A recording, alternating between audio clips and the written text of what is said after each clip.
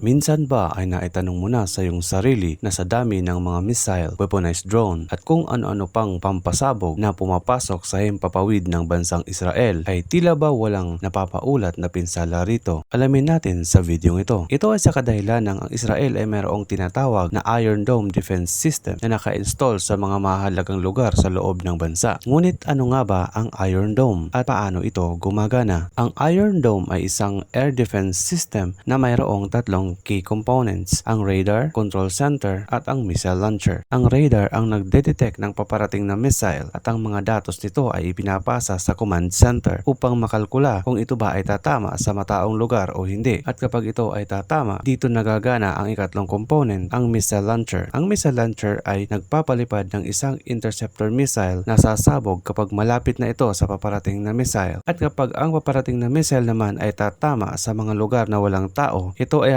hahayaan na lamang na pumasok o tumama sa lupa upang hindi masayang ang isang projectile o missile ng isang Iron Dome sapagkat ito ay nagkakahalaga ng $50,000 o halos 3 million pesos ang bawat isa.